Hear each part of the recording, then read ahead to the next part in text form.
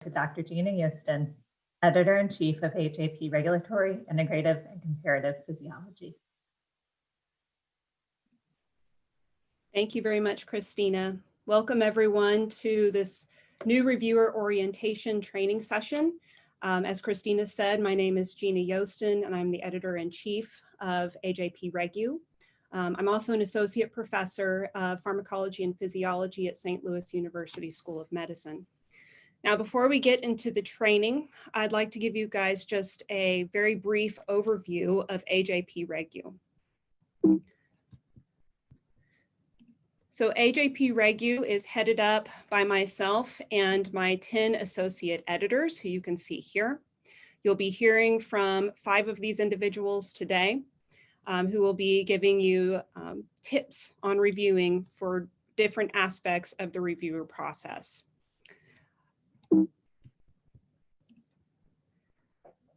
Our statistics at AJP-Regu are very strong for a journal of our size and scope. So our impact factor is around 3 and has been for a while. Most important though is our citation half-life, which means how long do our manuscripts that are published in our journal stand the test of time.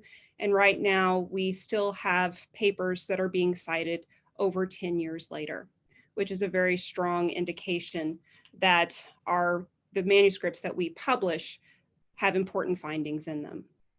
Even more importantly is that we pride ourselves on our ability to provide very fast and fair peer review. So the average time to first decision at AJP-Regu is around 23 to 27 days. This has been impacted slightly by the pandemic, but our reviewers are committed to maintaining this commitment to fast peer review. Our scope is fairly broad, given our interest in integrative physiology as well as comparative physiology.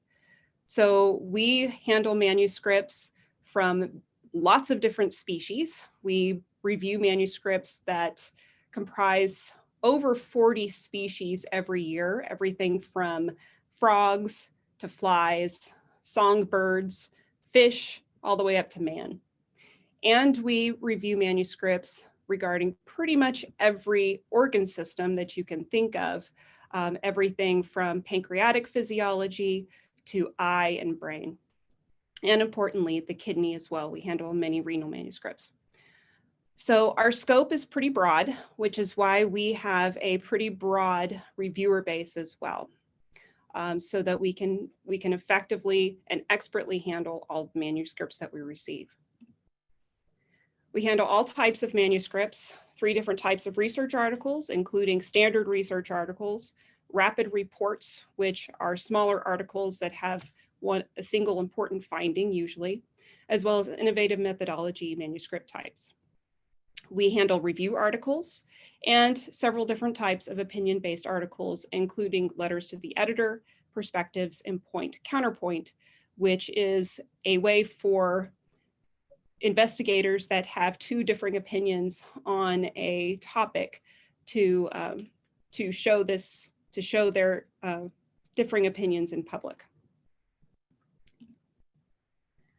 Now, our goals as an editorial team are manifold, but 3 of the most important goals for our editorial team are first to continue the tradition of fair and fast peer review.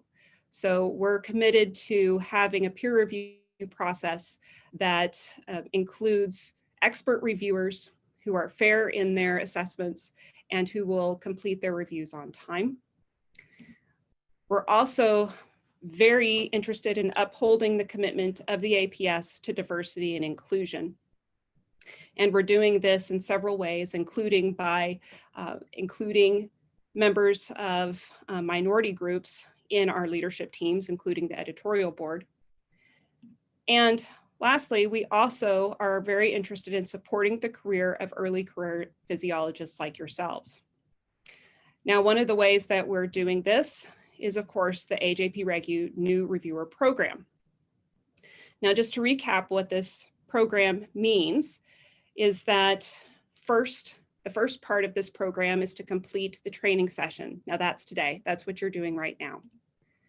The second part is to send your contact information and keywords to our editorial assistant, Katie. And then once we have your keywords, we'll be able to ask you to review for us. And after you review a manuscript for us, then you'll be able to join the Early Career Review Board, which basically means that you'll be a junior editorial board member. So we'll ask you to review more manuscripts, and we'll ask you for input about journal initiatives. Part of this, though, is that we'll ask you to fulfill other obligations of an editorial board member, which will include things like considering us whenever you submit your next manuscript as a place to submit. So before we get into the nitty-gritty of how you review a manuscript, I'm just going to stop there and see if anyone has any questions. We can take about 2 before we move on.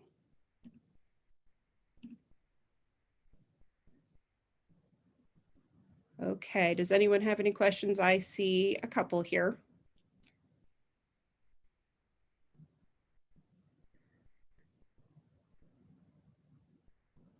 How do we request to be considered for the role of reviewer?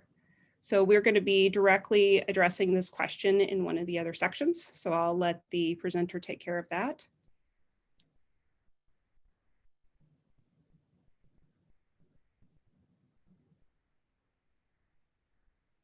What if you are not the one to decide where to publish?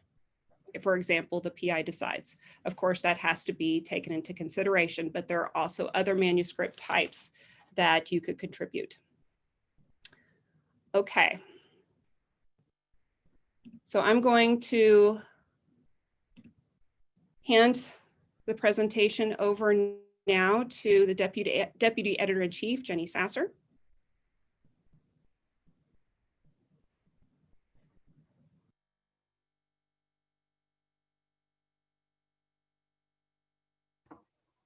Hello, everyone. Thank you for joining us today. I'm Jenny Sasser from Jackson, Mississippi, and I'll be going over how the peer review process works at our journal. So when you submit a manuscript, the first step will be that it will be evaluated by our APS Publications Department. So that's a quick quality control check just to make sure all your figures are in and everything's in the right order. And so once it passes that initial quality control, then it gets evaluated by the editor-in-chief, Gina, who you just heard from, and she will decide or consult with the other associate editors if it needs to be triaged, if it's not in the scope of the journal, which as she said, our scope is pretty broad, or if there are other concerns. But typically what goes on with 90% of the publications is that they will be then assigned to one of those 10 associate editors that you saw on the previous slide. So all of this takes a few days to get it in the system, out to the associate editor. And then the associate editors will then start the process of seeking potential reviewers. We like to have 3 reviewers for all of the AJP-Regu papers. Sometimes it'll take us 20 or even more invitations to find potential reviewers. So that process can take a few days. Once the reviewers are set, then the reviewers have a few days to evaluate the paper.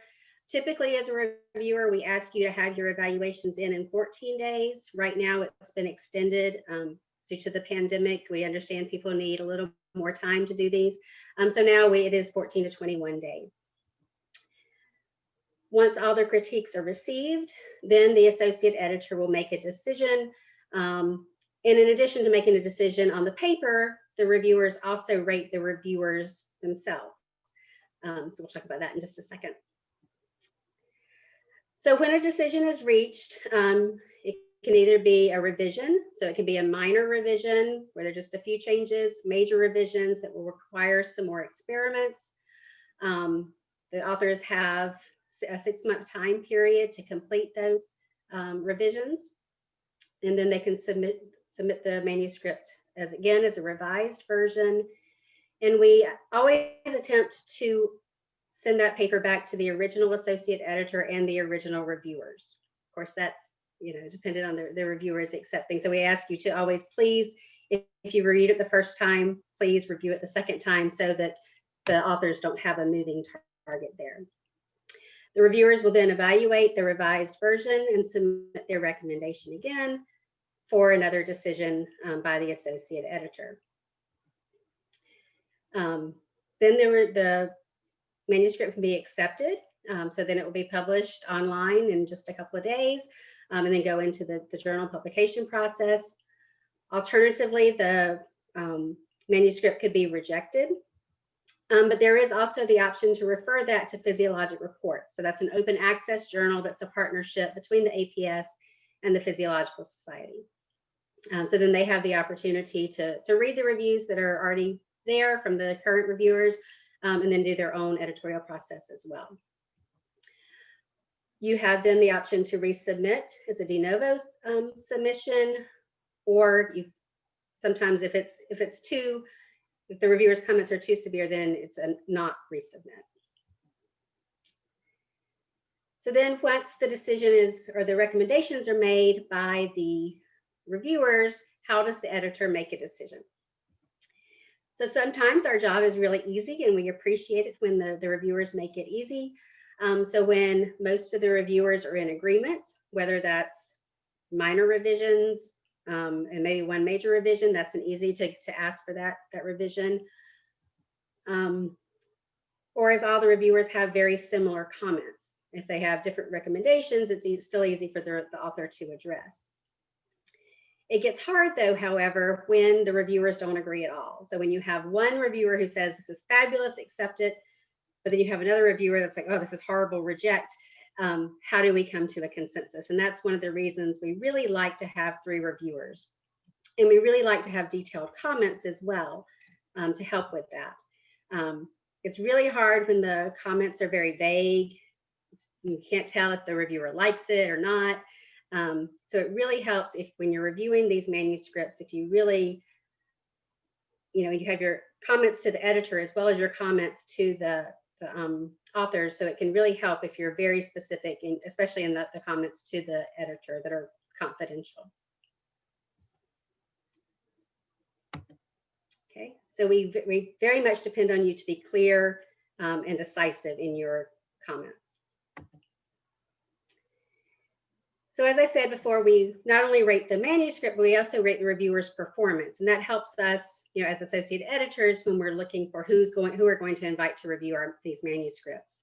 So this is based exclusively on the quality of the review. So the reviews are rated as exceptional, very good, good, fair, or poor. And so we can look at those ratings every time we look for potential reviewers when we're deciding on those people that we invite. So reviewers that consistently receive poor ratings will be less likely to get asked again, but those who have very good ratings will be asked more and more often. If someone is consistently unfair or unethical in their reviews, they can be removed from our reviewer pool. So don't get on that list.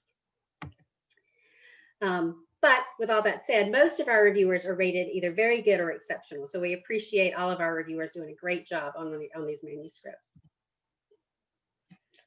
Any questions? See if I can turn the chat back on.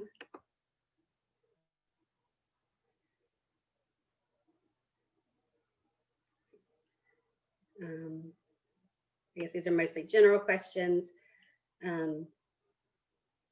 Yes, are upper year PhD students allowed to participate? I think we have had graduate students participate, so we appreciate your service as well.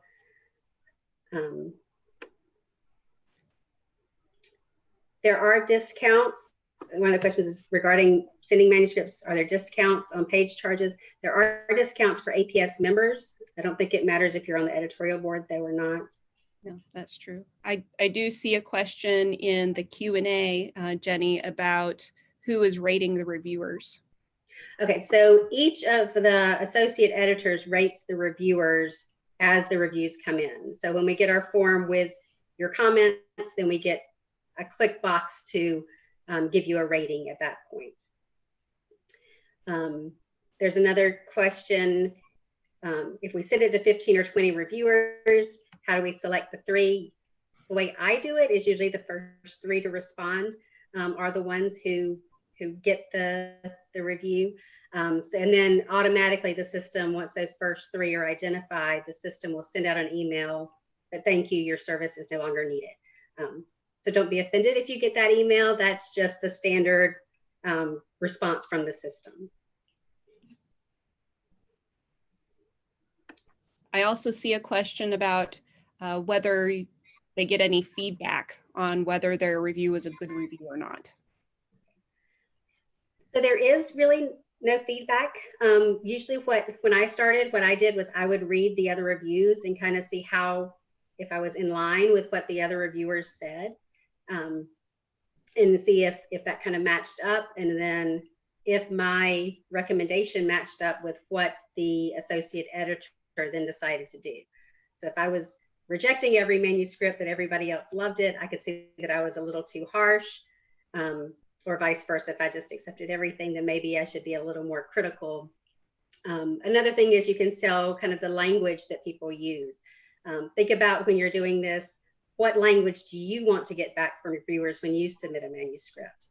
What would be helpful to you and constructive versus just something that's going to tear people down and discourage them. So try to be constructive, frame your comments as a way that you would like to receive yourself.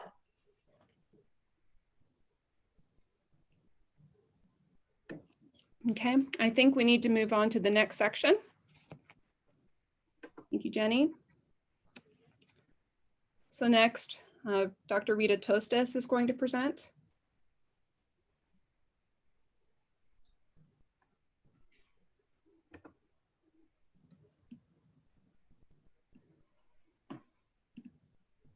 Hi. Hello, everybody. I will address how do I get invited and selected for reviewing manuscripts. I think everybody agrees that it's an honor and quite prestigious to be asked to review a scientific manuscript. This endeavor indicates that you have a very good international reputation in a given field, and it's often used as documentation of your achievements and by promotion and tenure committees. But let's see, who gets invited to review? Recognized experts in the field, early career investigators who have completed reviewer training, exactly what you are doing right now, junior reviewers under the supervision of a mentor, this is common also, and editorial board members. In fact, the editorial board members, they provide around 30% of our reviews. And potential reviewers recommended by the authors. Whenever an author submits a manuscript to APS, up to 4 reviewers can be suggested by the authors. And this will be talked a little bit more when Carol addresses the ethical challenges of peer review. But reviewers, they are asked to decline the invitation if there is a real or perceived conflict of interest, if they cannot review in a timely manner. Normally, we ask for to get back the reviewer in 2 weeks, and the content is out of their area of expertise. How to be selected to review for APS? Become prominent in your field of research. This is very, very important. Publish in APS journals and present at the APS conference. And also you can ask current reviewers for APS journals to recommend your name when they are not able to review a manuscript. This is very common. We normally receive suggestions from reviewers who cannot perform a specific review. And Tell editorial board members and the other experts of your willingness to review for APS. And share also your interest to review with the editor. And very, very important, do a good job when you review for APS. Be on time, thorough, be polite, be constructive, and be unbiased. Maintain a high reviewer rating in the APS system. As Jenny just mentioned, the reviewers, they are evaluated by the associate editor. And we normally consider the quality of the review and also if you were on time with the review process. And the better your reviews are, the more you'll be asked to evaluate manuscripts. And at some point, you may be considered for membership on the editorial board. And if you have questions, and Gina, I'm gonna ask you if you can help me with the questions on the chat. Sure.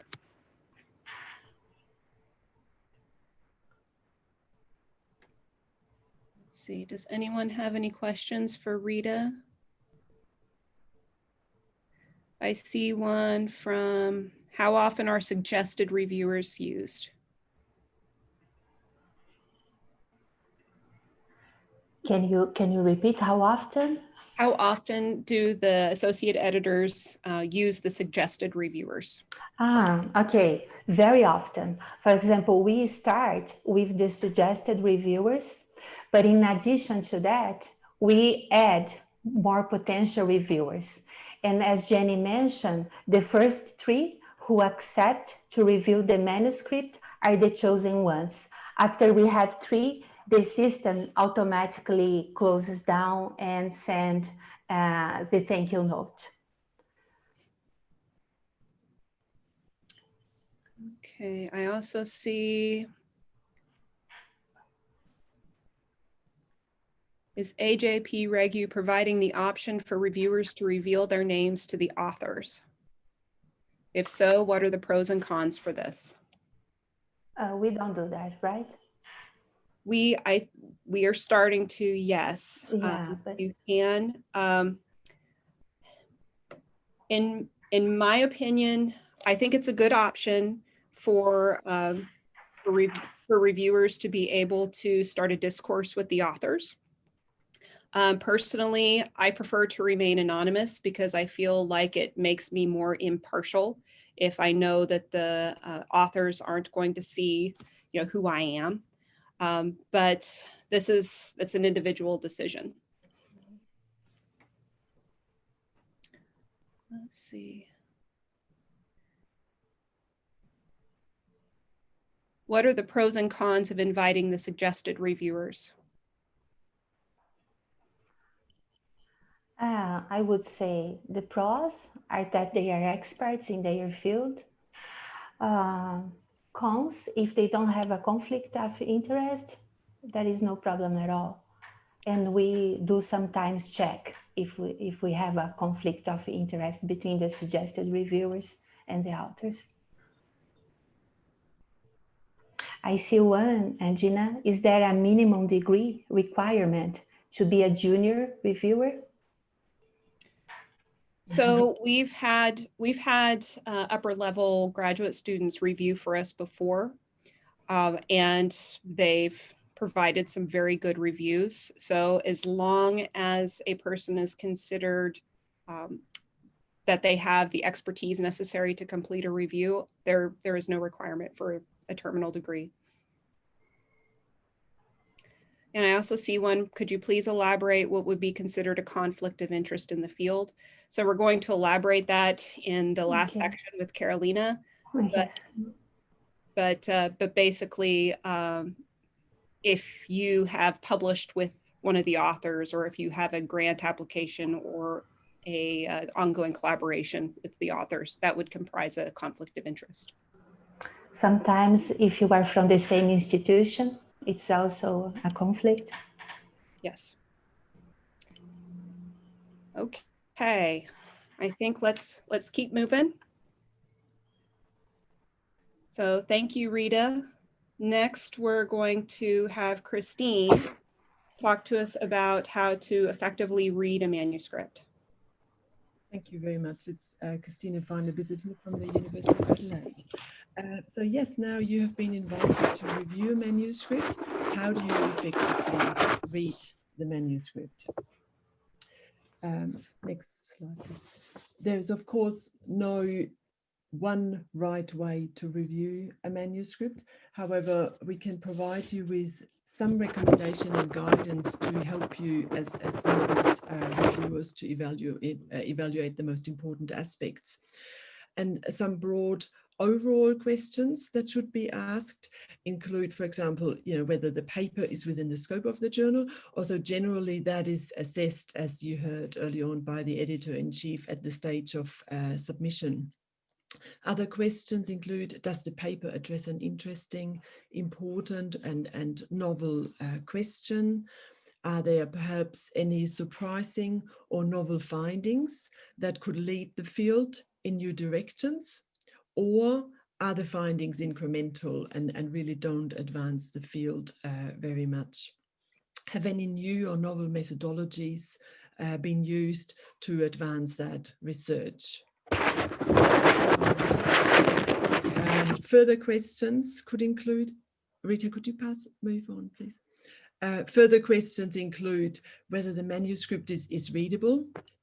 That is it clearly understandable? Are the scientific approaches appropriate for answering the questions that are being asked? Have there been any obvious omissions that you might have detected? Are the conclusions supported by the data? And also whether the statistics are appropriate. Now, if as a reviewer you make the recommendation to reject this manuscript, it is really particularly important to address these questions. It is also really important to remember that negative findings may actually be important, and therefore we should not really be dismissing them out of hand, and therefore only because the manuscript has negative findings reject the manuscript out of hand. Next one, please, Rita. Christine, can you speak up just a little bit? I think a lot of people are having trouble hearing you. I'll just increase the volume a bit as well. Is this better? That sounds better. I'm sorry about that. Would you like me to go over the previous slide again, or should I continue? I'll continue. Okay. So to get an overall sense of the importance and methodology of the study, you could then start with these steps. Read the abstract first. This really provides a larger view of and the frame of the overall study. Have a look at the figures and also read through the figure legends and have a look at the tables. And this will quickly give you a sense of what kind of study it is, the level of detail. Is it mechanistic or descriptive? What is the quality of the data that is being presented, and so on, just to give you a few ideas. And then skip to the conclusions of the discussion, because that really will draw the overall manuscript together and talk about potential implications as well. Next slide. And then the next step is really the in-depth evaluation of the manuscript, where you read the entire paper very carefully and really pay attention to the details. Does the introduction clearly outline the rationale for the study? Are the methods described in sufficient detail? Would they be reproducible? As you move through the results, ask whether the question as stated in the introduction is actually addressed by the methods and techniques and protocols that have been used. Do the data support the conclusion? So is the quality of the data sufficient to enable conclusions to be drawn from it? is the experimental design appropriate, as I said before, to really address the question? Do the tables and figures duplicate the findings? Which would be the better format to avoid duplication, because we really discourage authors from showing their data repetitively in different formats. Also consider the possibility of type 2 or false negative errors, which stem from underpowered studies. So check the power calculations as well that have been provided. And then really, does the discussion, can you just, yeah, can go back again. Does the discussion really carefully and critically interpret the data and put the data in perspective, and also not overstate the findings? I think that's really important as well. So really, there are lots of questions to consider, and you can of course comment on anything else that you feel that needs clarification. Now the next slide. Thank you. So now you're at the stage where you put together your comments for the editor. You provide the editor with your overall opinion of the manuscript, and of course then also write up your comments for the reviewer. And we recommend that you first set out to synthesize comments about the manuscript and the study that are specifically for the editor or associate editor. And these comments should really focus on the importance and the novelty of the study. Do the findings add substantially to our understanding of a process, or are the data just incremental?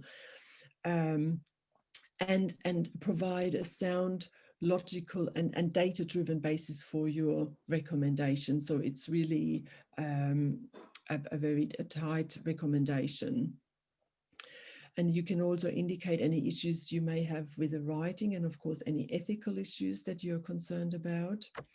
It is important that you don't just copy and paste the same comments that you make to the authors, to the editor as well.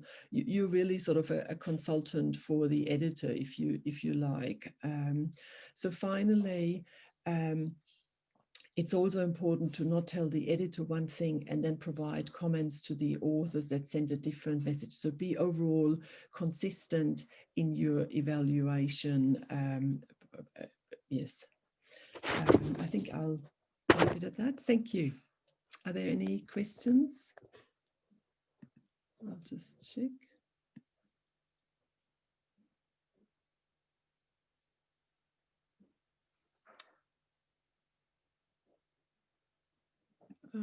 Sorry, I'm just scribbling down. Do we always need to submit comments for the editors, or the general comments are enough?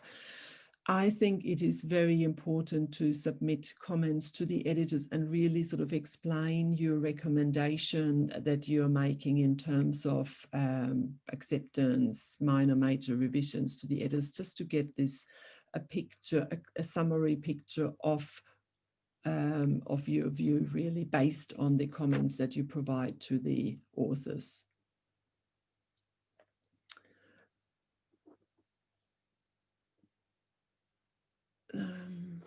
Can anyone see any?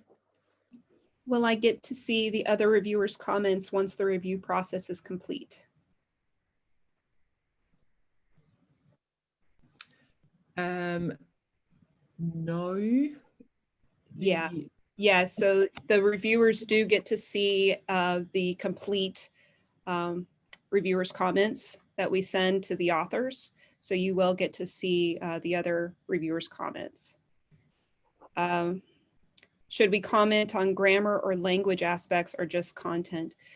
If the language, or if there's a lot of grammatical errors and it makes it difficult for you to read the manuscript and understand what they're trying to say, yeah, you definitely comment on it.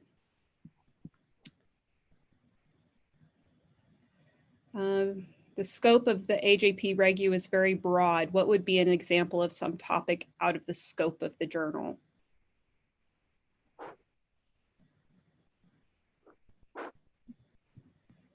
Christine, do you want to take it, or I think me to take that's, I find that really difficult to provide an example. I mean, I have so far not had any I couldn't give it from my personal experience. I couldn't give any example. I think it would have to be decided on a case by case issue or manuscript. But really, yeah, I haven't got an example to give really from my own experience. Has anyone else had any? So in general, we'll accept, I think, anything that is related to basically what our name says, anything that revolves around integrative physiology or comparative physiology. So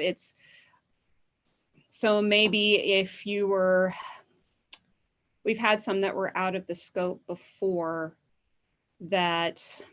It's not really necessarily an issue of not in the scope, but might be a better fit for another journal. So if we have like a really heavily endocrine paper that's about solely about islet physiology and doesn't really deal with whole body glucose homeostasis, we might ask the authors, are you sure you don't want to submit to AJP-E&M? We can get reviewers for that, but it might be a better fit for one of our sister journals. But usually we'll go ahead and review it. I see one. So is it the stance of AJP-Regu that incremental research should be rated as a low priority? Are well-designed studies that advance knowledge incrementally and also contribute to reproducibility of previous data welcomed as well? So this is something that Zach and I have actually been talking about a lot today. And our opinion is basically that if it's a really well-designed study and it's got a new finding that's important, send it to us. We'd like to see it because we're interested in publishing data that is collected in a rigorous way and that demonstrates that previous data was correct, for sure. There's just one more question that I'm just seeing. Can the editor rule out the reviewer's recommendation based on their assessment?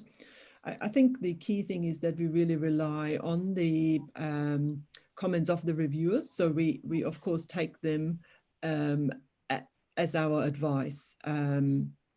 And there are, of course, situations where, as you've heard earlier, there are diverting recommendations from the reviewers. And then, as a result, yes, it may be that our recommendation as associate editor may rule out, I mean, it doesn't rule out that reviewer's assessment, but overall, the picture from these 3 reviews that we receive may be that we go with the majority recommendations if that is also in line with our own view as associate editor of the quality and overall value of the manuscript. I hope that answers the question. How long should the comments to the editors be? I don't think it's about the length. I think it's really about the quality and how well it summarizes the view of the reviewer based on their overall comments on the manuscript.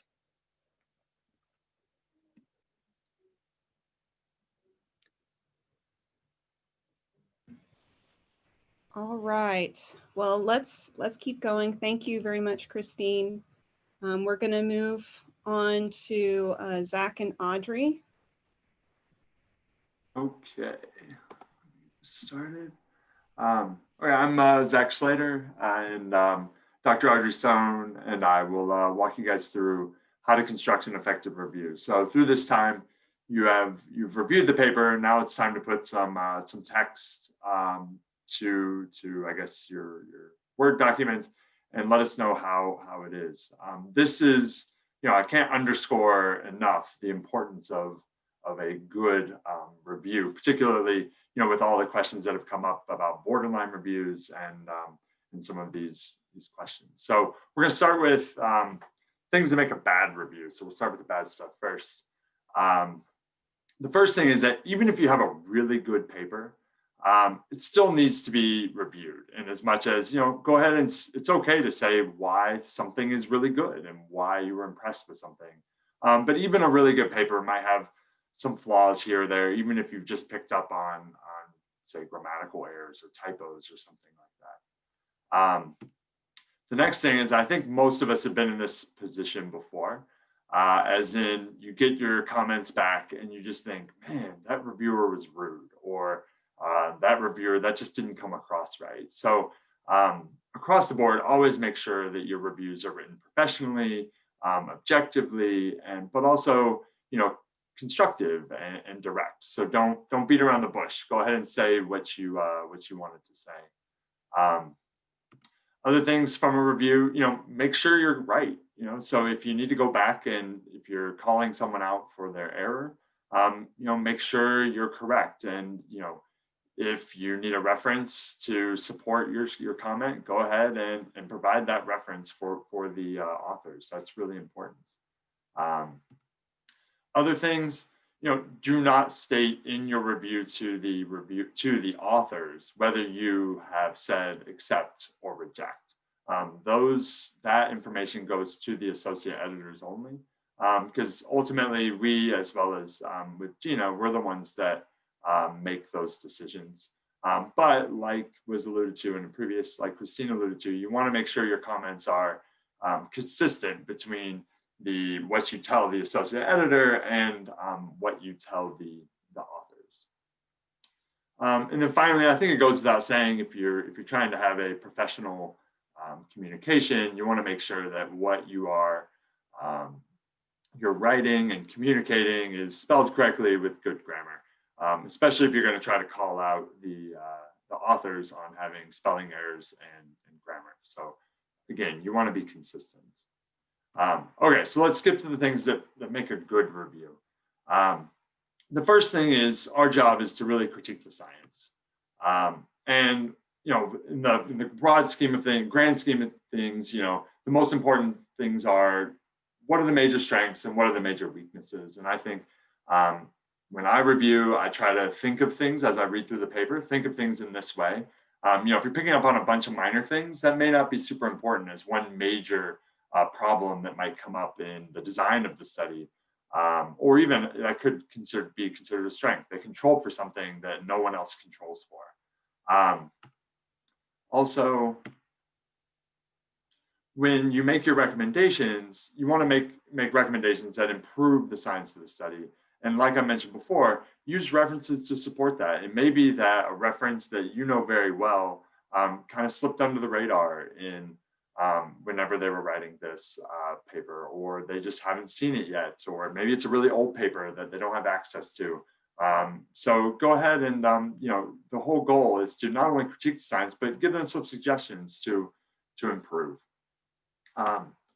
So the last kind of point on this slide is, sometimes as a reviewer, particularly depends on your study. In human studies, it's a little bit less common, but it's also okay for you to recommend additional experiments.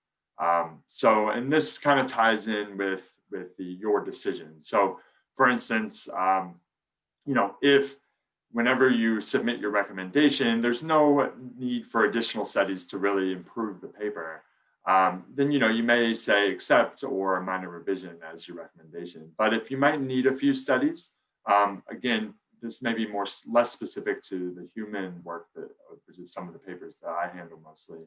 But you may need to go collect some more data.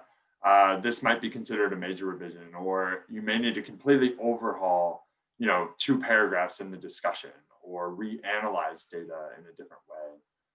This might be construed or made a decision of a major revision. And then if you need major additional studies, or there's major holes in the paper that really can't be overcome with sufficient revision, that's where that reject decision becomes the most plausible.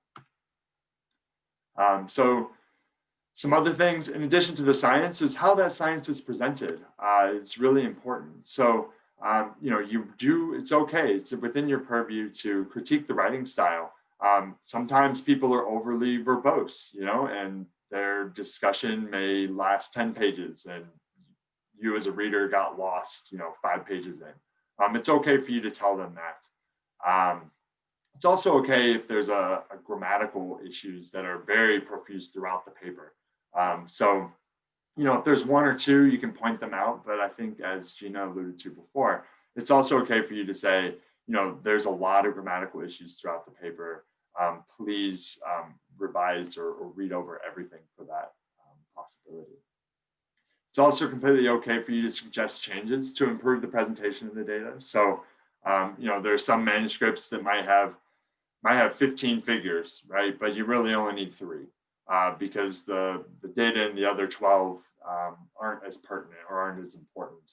Or you may have duplication in figures and tables, which we really try to avoid unless it's 100% necessary. Other things, proposing clear formats. This is actually really important as we think about transparency and how can we present data in a way that's most transparent to the reader.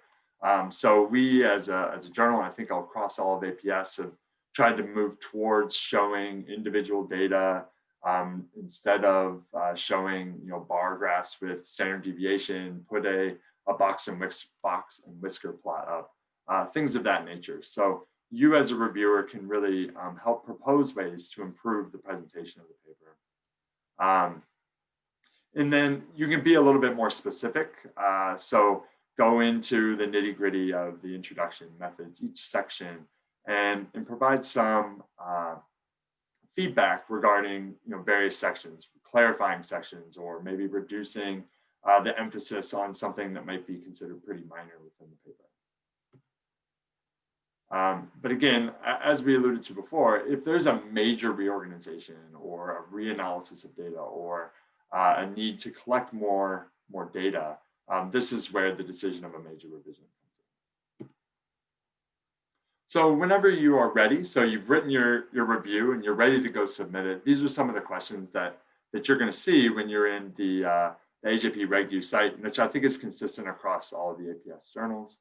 The first few questions, if you can see my arrow here, are rating the overall manuscript.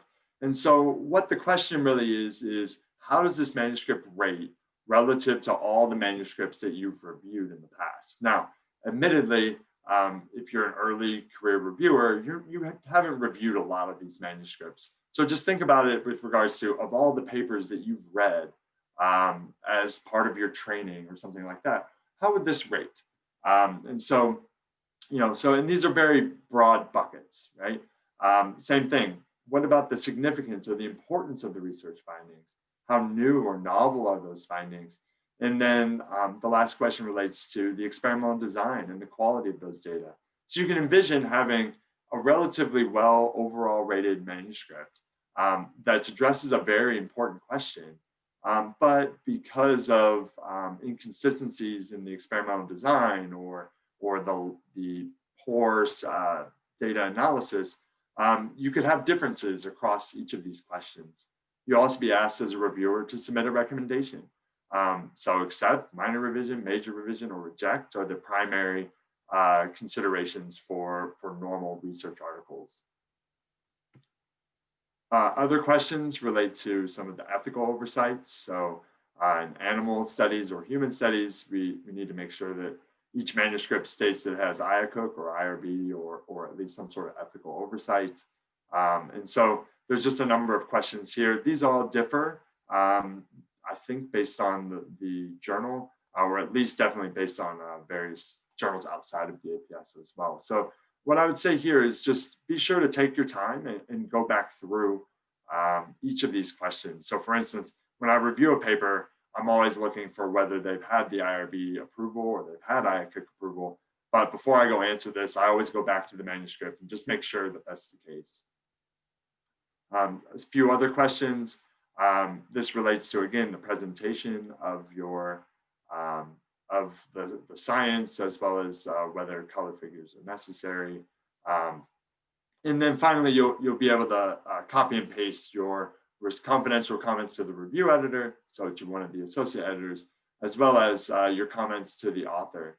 And as Christine and a few others have alluded to, these should be different. So whatever you send to the review editor is confidential, so the authors won't see it. So be very honest, and really, I can't emphasize enough, really addressing the points that are in the system.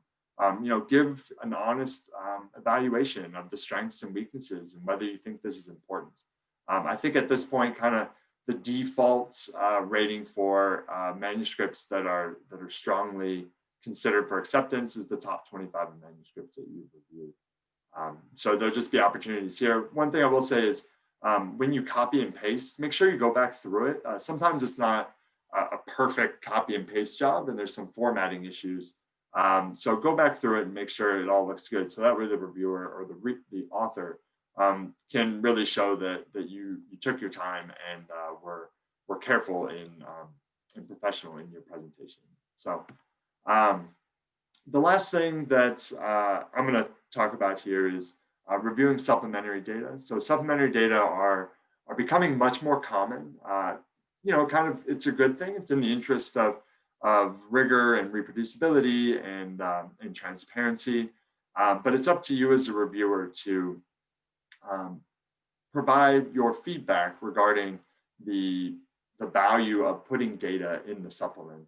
I think generally within the APS, we've kind of taken the stance of maybe, if possible, put it in the manuscript. That way there's, you don't have to have a runaround to go find the data. But you as a reviewer have the responsibility to have a look at that. Why we don't charge based on pages, so there's no page limitations or things of that nature. And so that's one reason why, if you have the possibility to put the data in the manuscript, we recommend doing so. But sometimes it just depends on the nature of the study, and we highly value your feedback in that area. Okay, I'm going to turn it over here to Audrey.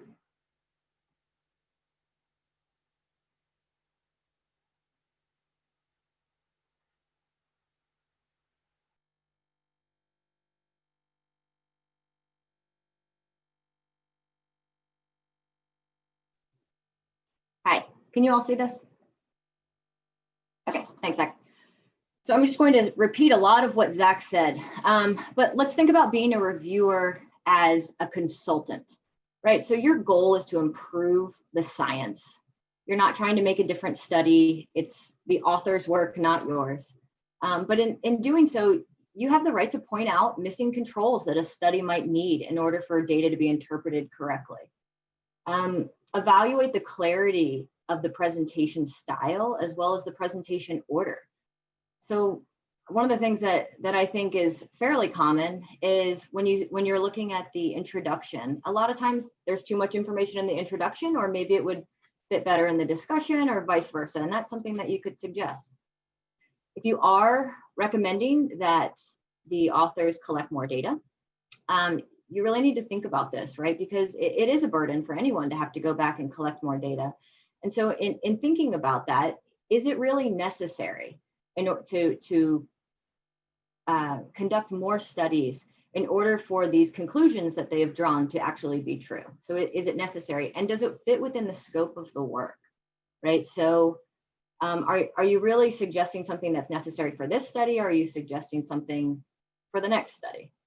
Keep that in mind. And can this be done within the 90 days of revision that the authors have to resubmit the article? So for example, if you're doing any type of longitudinal study, past this, that's automatically out, so it's not feasible.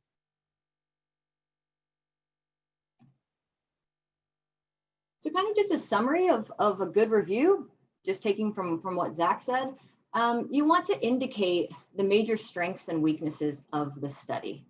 And it's good to report this to both the associate editor as well as the authors, make it clear to the authors. Include references to support your comments when it's necessary, not just, I know a study exists, find it. It's, hey, this study exists, right? You're a consultant, you're trying to help them. Here is a study, and this is where I'm drawing this comment from. So you want to suggest changes to improve the science of the study, as well as talk about the grammar and the syntax, right? It's important that it doesn't read like a first draft. It should read as a final draft. And then, can you comment on the statistics? Did they analyze these data in a way that accurately addresses the questions that the authors stated in the beginning of the manuscript, at the beginning of the paper? And again, it is so important for you to write a confidential statement to the associate editor that is different from what you write to the authors. So it's confidential, and this comes into play when making our final decisions. So that was referring to your first look at the manuscript. So now the authors have revised it, you're getting a revised version back, and now you're reviewing this revised manuscript. So two new documents that you'll see are something we call a red line version, right? So this is the original manuscript with all of the edits, comments in red or indicated in some form. Some people highlight it. But it's directly on the manuscript itself. And then you have another document, which are responses to each of your comments, and it should go point by point. And so this should help you read through the review again, right? Making it go a little bit quicker than the first time, hopefully. So when you're looking at this revised manuscript, you want to pay attention to specific things like, were the authors responsive to your suggestions? And if so, were these revisions acceptable? Sometimes the authors will not take a suggestion that you have. Is this okay, right? Did they explain why they didn't want to take your suggestion? And is it acceptable, right? If it's something really important that you've asked for, then you need to say, no, actually, I really do need to know this information, or this is really important and it needs to be addressed in a different way from how you addressed it the first time. We did talk about this. Yes, you'll see other reviewers' comments. And while it is sometimes fun, often enlightening to read what other people write, I have to say, I learned a lot about how to write my own reviews for manuscripts in reading other people's reviews, like other people's comments. So that's important, but it is not your job to comment on the other reviewers. You're just evaluating the manuscript in hand. So 4 things to remember. Everyone has an opinion. It's your opinion as a reviewer, the opinion of the authors, probably 2 more reviewers, the associate editor. But it's important to keep in mind that you want to try to allow the authors to keep their approach to the paper and their study, as long as it's reasonable. The associate editor's job is to balance the comments from all the reviewers. So hopefully we have 3 reviewers per manuscript. And so, yeah, it's important, again, to state in your comments to the associate editor in that box, those confidential comments, why it is that you recommend acceptance, revision, referral, or rejection, right? And that comes into play when the associate editor is trying to make up their mind. Again, because not every decision by the associate editor is clean cut, and sometimes the reviewers differ in their opinions on the manuscript at hand. And just because you have made a recommendation to the associate editor does not always mean that that's what the final decision will be. That is up to the associate editor. And lastly, please prioritize reviewing this revised manuscript. We all have, we're all waiting anxiously to hear back, and this should go quicker than your first revision. So yeah, we will field any questions that you all have right now.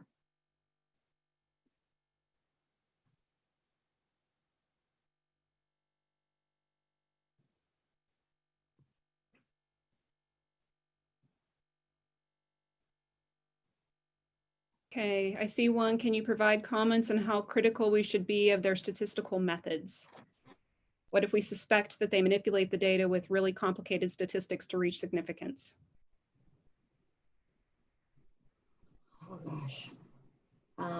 Zach? Yeah, that's a tough one. Well, if there's anything, I mean, that's an ethical consideration to some extent. Like, so if it's data manipulation of some sort, but I think it's up to the reviewer to ask the authors to be more transparent, right? So that way the reviewer can, will or will not come to the same conclusions as the authors did. And I think that can be done in a way that is like scholarly discussion, right? I also just saw a comment that it's true, like statistical methods is not necessarily an ethical consideration. I completely agree with that. If it's data manipulation, that's a different story. And that's the ethical consideration. But I think it's up to the reviewer. Sometimes stats can be used in a way that's unnecessarily complicated, or they could be used in a way that's perhaps inappropriately simple.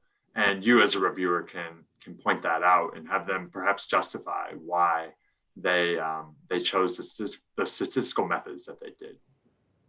I think also it's important to say that, if you aren't unsure of statistics in any way, you can let us know and we can request a statistics consultant to look at the paper further.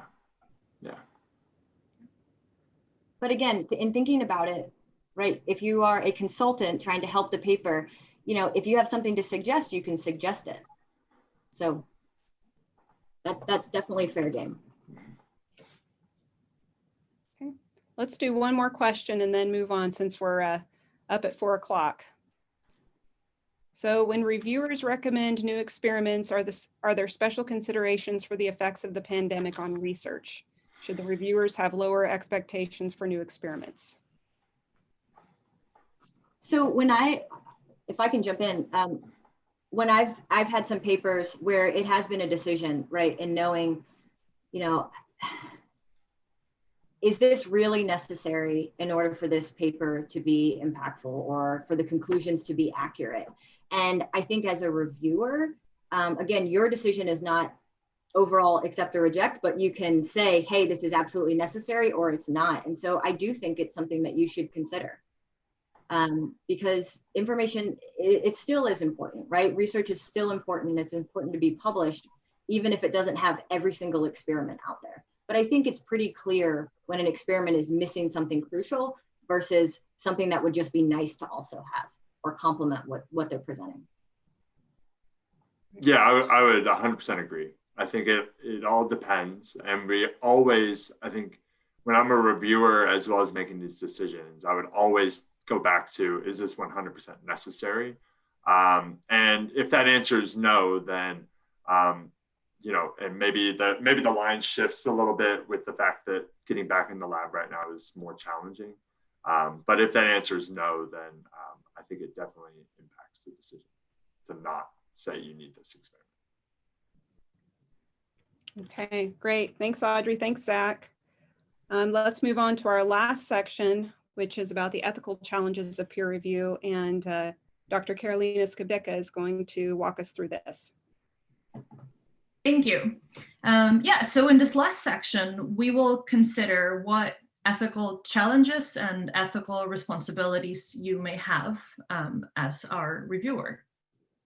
So there are basically two actors that you should consider and within your ethical dilemmas. And this is you, the reviewer, but also the authors. So in the next sections, we're gonna look at what are your ethical responsibilities as a reviewer, but we're also gonna look a little bit into what are the ethical responsibilities of the authors of the manuscript that you are reviewing. So what are your responsibilities? Well, the very first thing to remember is that manuscripts that you are reviewing are privileged material. So what does that mean in practice? It means that all data and all text that you receive in the manuscript are to be kept completely confidential.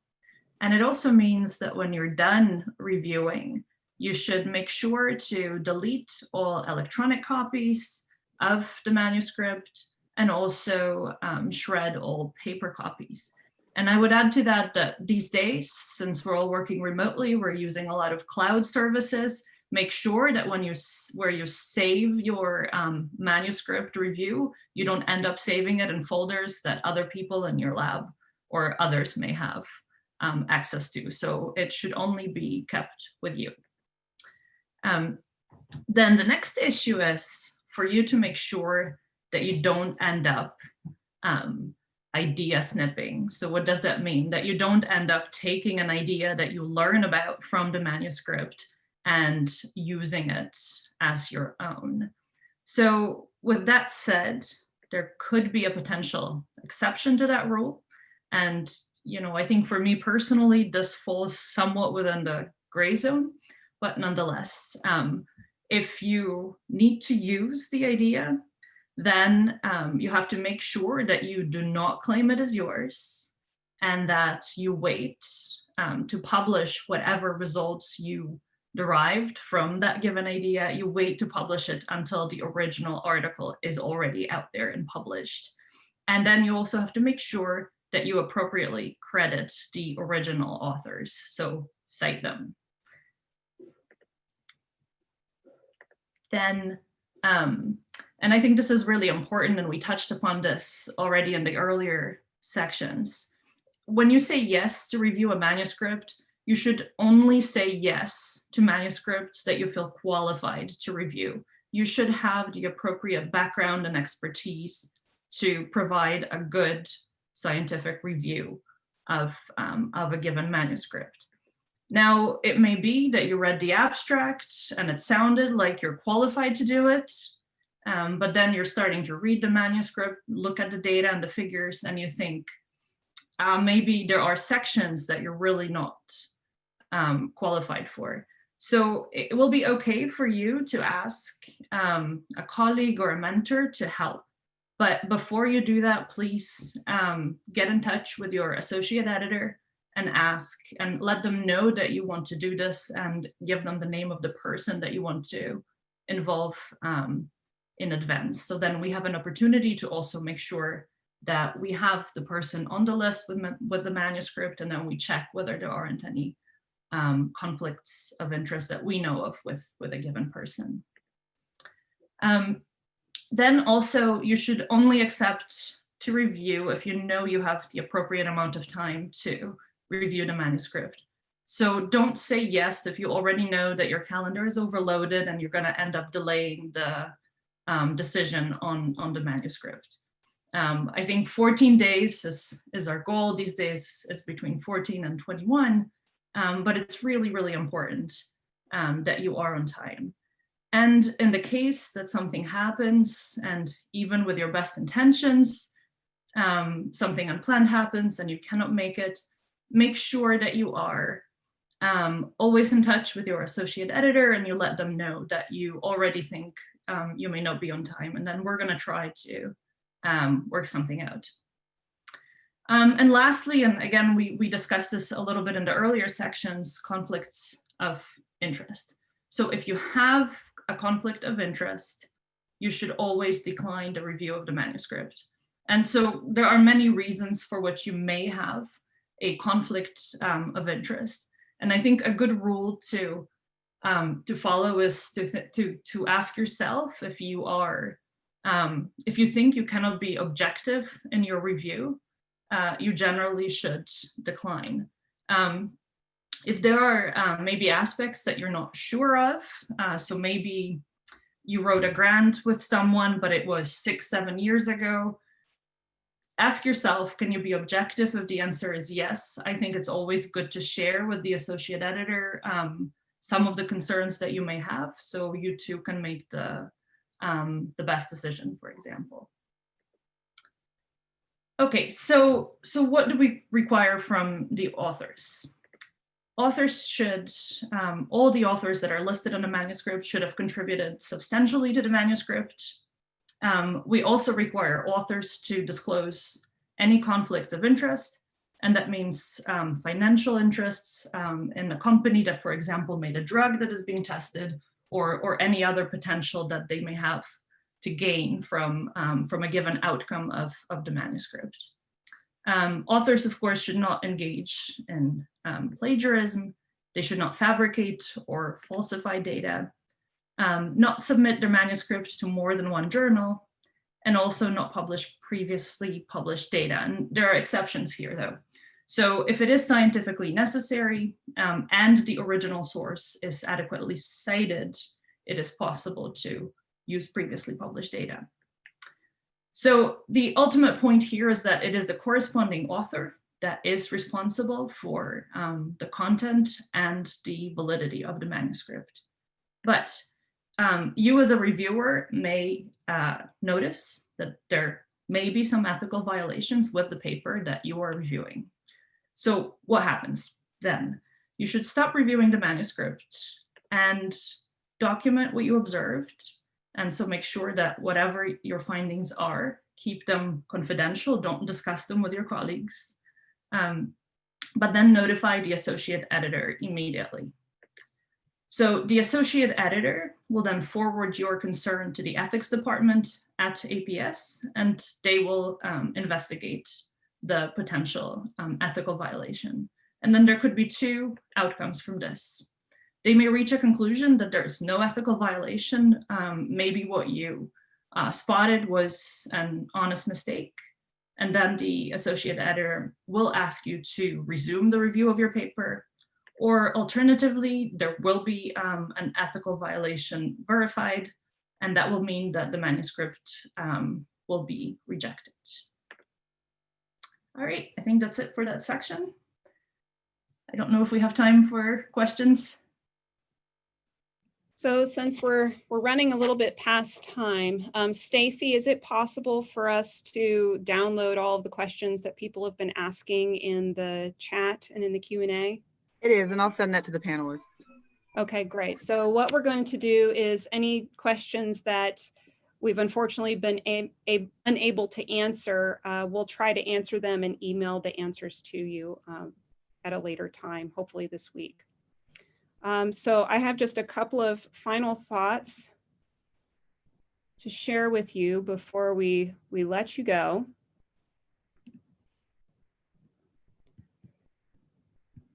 So, I'm not sure why it's stopping doing that. Carolina, can you bring your screen back up, please?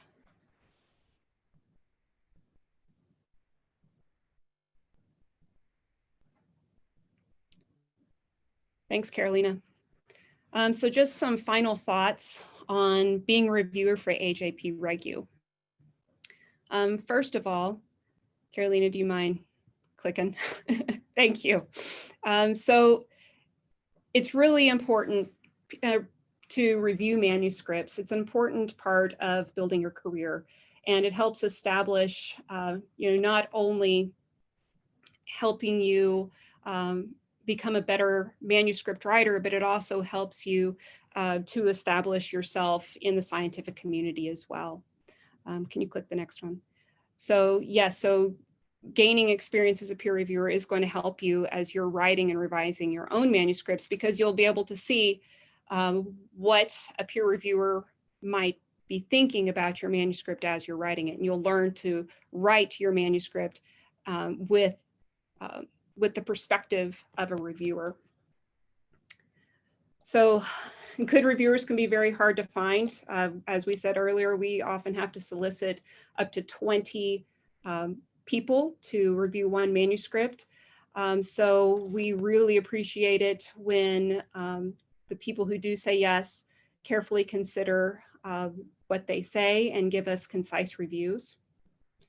And then lastly, just to bring back the point that we do grade your performance as a reviewer.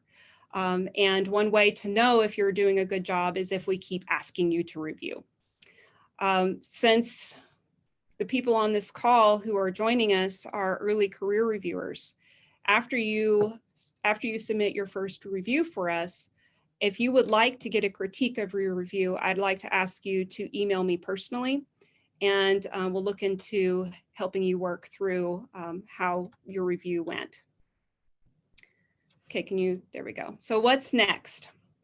So right now, what I'd like for you to do, if you can do that today or in the next few days, send some information to Katie. Katie, can you say hi real quick? Hello. There's Katie. Katie is our editorial assistant. Her name is Katie Cornuda, and here's her email address. Please send to Katie your full name, your email address, your position. So if you're a postdoctoral fellow, where you're at, and your keywords. So I've been seeing a lot of questions about how many keywords should I send? Send at least 5, but send as many as you need to tell us what your areas of expertise are. And if you have multiple areas of expertise, give us keywords that represent those, because the more identifying keywords you can give us, the better we'll be able to match you with an appropriate manuscript. Okay, also, if you want to keep updated on the happenings of the journal, go ahead and follow us on Twitter. You can also find us on Facebook. Our Twitter handle is AJP-Regu. And then we also, of course, have a Facebook page. And lastly, I just want to reiterate, since many people were asking about feedback about their initial review, after you give your first review to us, please do contact me. And you can find my email address on the journal website, and we'll give you feedback on your review. So with that, remember to email us all of that information, and we will be getting back to you soon about answers to the questions that we weren't able to address during this over an hour session. And we look forward to working with you as early career reviewers. Christina, do you have any final words to say? No, I'm just going to thank you, Gina, and for the rest of the associate editors of AJP-Regu for this really great presentation. And with that, we can close out. All